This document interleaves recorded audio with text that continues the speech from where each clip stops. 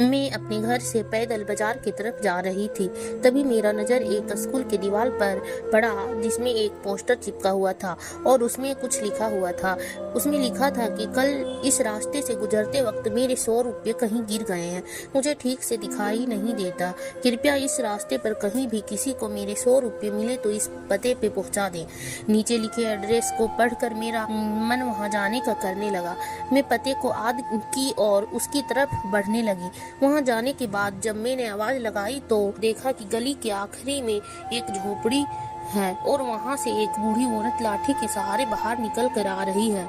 वो वृद्धा वहाँ अकेली रहती थी।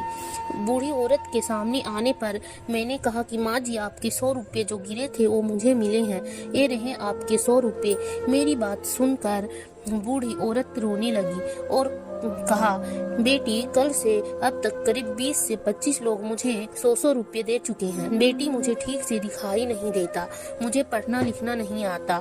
न जाने किसने मेरी हालत देखकर मेरी मदद के लिए ऐसा किया है। मेरे बहुत कहने पर उस बूढ़ी माँ ने हमसे 100 रुपया ले तो लिया, लेकिन बूढ़ी माँ ने हमसे विनती करते हुए कहा कि बेटी, जाते वक्त वो संदेश जरूर फाड़ कर फेंक देना।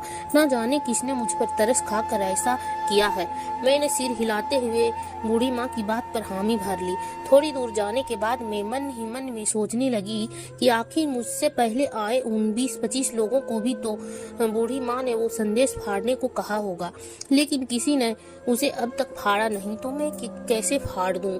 मेरे मन में उस व्यक्ति के लिए बहुत ही आदर का भाव आ रहा था जिसने बूढ़ी माँ की सेवा के लिए इस तरीके को ढूंढा। मेरा मन उस व्यक्ति के लिए कृतज्ञता से भर चुका था। फिर क्या था, मैंने भी स्कूल की दीवार में लगे उस संदेश को वैसे ही रहने दिया।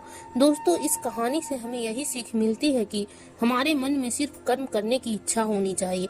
मदद के तो अनेकों तरीके हैं। अगर हमारे अंदर किसी की मदद करने की इच्छा हो तो हम किसी न किसी रूप में जरूरतमंद की सेवा कर सकते हैं। दोस्तों, कमेंट करके बताएं आपको ये कहानी कैसा लगा और पसंद आए तो वीडियो को लाइक और चैनल को सब्सक्राइब जरूर कर दें।